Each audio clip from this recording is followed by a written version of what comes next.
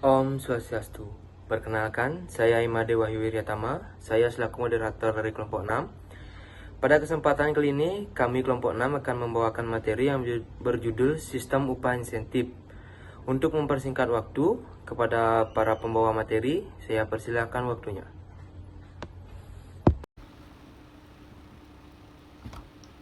Om Swastiastu. Saya Wayan Dedi Ekayana Putra, NPM 231 dari kelompok 6. Di sini saya akan menjelaskan definisi sistem upah insentif. Definisi dari sistem upah insentif adalah bentuk kompensasi yang berkaitan langsung dengan motivasi di mana tujuan utamanya yakni meningkatkan motivasi karyawan dalam organisasi atau perusahaan. Dan ada juga definisi sistem upah insentif menurut para ahli. Yang pertama ada H. Rahman, Ranu Pandujo, dan Suat Husnan pada tahun 1984 yang berbunyi, insentif adalah pengupahan yang memberikan imbalan yang berbeda karena memang prestasi yang berbeda. Dua orang dengan jabatan yang sama dapat menerima insentif yang berbeda karena bergantung pada prestasi. Insentif adalah suatu bentuk dorongan finansial kepada karyawan sebagai balas jasa perusahaan kepada karyawan atas prestasi karyawan tersebut. Insentif merupakan sejumlah uang yang ditambahkan pada upah dasar yang diberikan perusahaan kepada karyawan. Yang kedua ada menurut Pengabdian pada tahun 2002. Insentif adalah kompensasi yang mengaitkan gaji dengan produktivitas. Insentif merupakan penghargaan dalam bentuk uang yang diberikan kepada mereka yang dapat bekerja melampaui standar yang telah dibuat. Selanjutnya akan dilanjutkan oleh teman saya. Terima kasih. Perkenalkan, nama saya Nyoman Cendrawasta, NPM 1932121443. Saya akan menjelaskan tentang tujuan dan manfaat pemberian insentif. Banyak ahli sepakat bahwa pemberian insentif memiliki banyak manfaat dan tujuan yang bisa didapatkan oleh karyawan dan juga perusahaan. Yang utama, tujuan dari pemberian insentif adalah untuk meningkatkan kinerja serta produktivitas dari para individu maupun kelompok di sebuah perusahaan atau organisasi. Dengan memiliki tujuan tersebut, baik karyawan dan perusahaan akan mendapatkan manfaat yang sama-sama dibutuhkan oleh kedua belah pihak. Untuk lebih jelasnya, berikut adalah perbedaan manfaat pemberian insentif bagi perusahaan dan karyawan. Secara lebih spesifik, manfaat pemberian insentif dapat dibedakan menjadi dua, yaitu manfaat bagi perusahaan dan karyawan. Yang pertama, manfaat bagi perusahaan. Insentif tak hanya memberi banyak keuntungan bagi para pekerja atau karyawan. Dengan memberi insentif, perusahaan ternyata juga dapat beragam keuntungan yang bisa meningkatkan produktivitas dan kemampuan untuk berkembang dengan lebih besar. Contohnya, karyawan akan bekerja lebih giat. Yang kedua, contohnya adalah karyawan akan lebih disiplin. Yang kedua ada manfaat bagi karyawan. Terdapat motivasi. Nampak jelas jika manfaat insentif bagi karyawan adalah bertambahnya pemasukan di luar gaji pokok oleh perusahaan. Namun manfaat pemberian kompensasi khusus tersebut ternyata tidak stop pada bidang keuangan saja. Dalam hal etos kerja, insentif dapat menjadi salah satu motivasi paling kuat untuk bisa memberikan kinerja yang terbaik kepada perusahaan.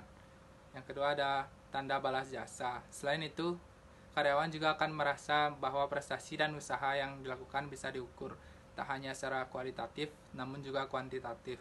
Insentif juga menjadi bukti nyata atas balas jasa dari kerja keras karyawan dalam bentuk bonus uang. Karyawan juga tidak segan untuk bekerja lebih pada perusahaan dan meningkatkan kemampuan profesi yang dibutuhkan demi mendapatkan pendapatan tambahan. Kesimpulannya, insentif tidak hanya memberikan dorongan atau motivasi bagi karyawan untuk bekerja maksimal. Bagi perusahaan, memberikan insentif dapat meningkatkan para pekerjanya untuk bisa mencapai tujuan perusahaan dengan lebih pesat dan tepat. Jadi, pemberian insentif memberikan manfaat bagi kedua belah pihak, yakni perusahaan dan karyawan. Terima kasih. Saya Prananjaya Diguna, NPM 538. Di sini saya membawakan materi tentang jenis insentif yang biasa diterima oleh karyawan. Yang pertama itu adalah insentif finansial. Insentif finansial ini diberikan dalam bentuk keuangan di luar gaji pokok. Pemberian insentif finansial ini berdasarkan keuntungan perusahaan dan melalui hal-hal yang mensejahterakan karyawan seperti jaminan hari tua, jaminan kesehatan, rekreasi, dan lain sebagainya. Yang kedua ada insentif non-finansial. Insentif non-finansial ini diberikan dalam bentuk selain uang. Yang paling sering diberikan itu seperti promosi jabatan, menjaga hubungan baik dengan atasan, dan sebagainya. Om Swastiastu, perkenalkan nama saya Putra Setia Braguna Diharta, NPM 336. Saya akan menunjukkan presentasi dari teman saya, yaitu cara memberikan insentif dengan efektif. Yang pertama, kinerja atau prestasi. Indikator yang pertama dan yang paling utama adalah kinerja atau prestasi yang berhasil didapatkan oleh karyawan. Yang kedua, efisiensi pekerjaan. Selanjutnya adalah efisiensi pekerjaan yang dilakukan oleh karyawan sehingga tanggung jawab yang dimiliki dapat selesai dengan lebih cepat. Yang ketiga, jabatan atau tingkat senioritas.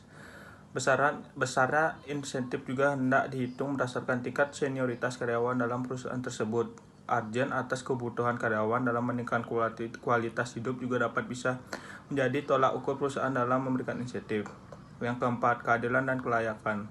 Selain itu, keadilan serta kelayakan karyawan dapat menerima insentif juga harus diperhatikan dengan cermat oleh perusahaan. Pasalnya, jika dilakukan dengan kurang tepat, pembagian insentif malah dapat menjadi bumerang bagi perusahaan dan juga kinerja karyawan. Sekian representasi dari saya.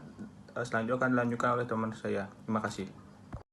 Perkenalkan, nama saya Kadir Kidi Mahendra, NPM 19321211629. Di sini saya akan mempresentasikan potensi kerugian dari pemberlakuan sistem insentif. Selain dapat memberikan keuntungan bagi perusahaan dan karyawan, pemberian insentif juga memiliki risiko kerugian sangat dijalankan dengan kurang tepat. Hal tersebut tentu dapat membuat lingkungan kerja dan usaha untuk mencapai tujuan perusahaan tidak berjalan dengan lancar. Potensi kerugian dari pemberlakuan sistem insentif adalah standar kompensasi yang sulit untuk ditakar, kemungkinan rasa tidak adil bagi para karyawan. Selain dapat memberikan keuntungan bagi perusahaan, karyawan, pemberian insentif juga memiliki risiko kerugian sangat dijalankan dengan kurang tepat. Hal tersebut tentu dapat membuat lingkungan kerja dan usaha untuk mencapai tujuan perusahaan tidak berjalan dengan semestinya.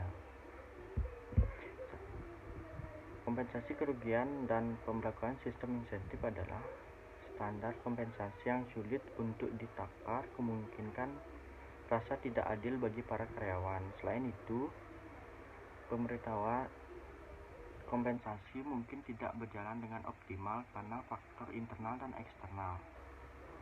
Perusahaan sebagai contoh adalah saat mesin produksi mengalami kerusakan ataupun permintaan pasar yang sedang menurun.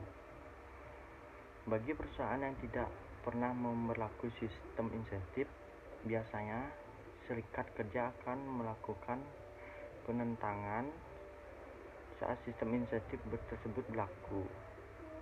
Penyebabnya karena standar dari pemberian insentif dapat berubah-ubah karena lebih terfokus pada produktif atau output jangka pendek yang saja. Perusahaan dengan sistem insentif biasanya mengesampingkan segi jasa kualitas sehingga tidak efektif dalam waktu lama. Sistem insentif dapat menjadi bom waktu perusahaan. Baik, selanjutnya saya akan membacakan kesimpulan dan saran. Kesimpulan, insentif merupakan bentuk kompensasi yang berkaitan langsung dengan motivasi, di mana tujuannya untuk memotivasi karyawan meningkatkan prestasi agar perusahaan mendapatkan hasil berupa produktivitas yang lebih baik. Insentif yang biasanya diterima karyawan berupa uang di luar gaji pokok seperti jaminan hari tua, kesehatan, rekreasi, dan juga ada lainnya. Ada juga berupa non-finansial seperti promosi jabatan dan lingkungan kerja yang positif. Cara pemberian insentif dengan efektif dan tepat sasaran dapat dilihat dari indikator seperti dari kinerja dan prestasi karyawan, efisiensi pekerjaan sehingga tanggung jawab kerja dapat selesai lebih cepat, tingkat jabatan karyawan, dan mengevaluasi jabatan serta kinerja sehingga insentif dapat cair tepat sasaran. Namun, ada juga potensi kerugian dalam berlakukan sistem insentif, yaitu standar kompensasi yang sulit untuk ditakar, memungkinkan rasa ketidakadilan bagi para karyawan. Suatu organisasi atau perusahaan menarik dan mempertahankan karyawannya hanya dengan satu tujuan, yaitu mencapai tujuan organisasi melalui prestasi kerja para karyawannya.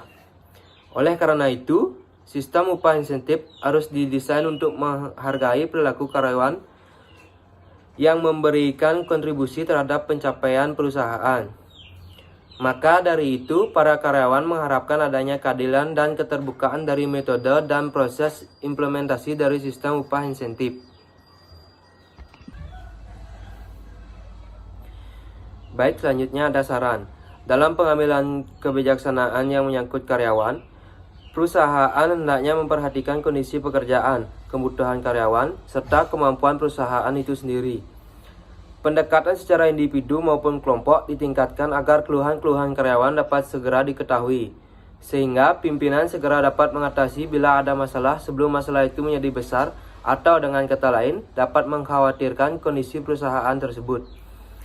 Perusahaan menaikkan insentif bagi karyawan agar karyawan lebih semangat dan termotivasi untuk bekerja dan menanamkan rasa kepercayaan terhadap karyawan, serta menampung pendekatan mereka yang mana pendapat tersebut mungkin dapat berguna bagi perusahaan, sekaligus memberikan kesan bahwa karyawan diikut sertakan dalam hal menangani sistem internal yang ada pada perusahaan. Tetapi perlu diperhatikan dalam upaya menaikkan insentif perusahaan.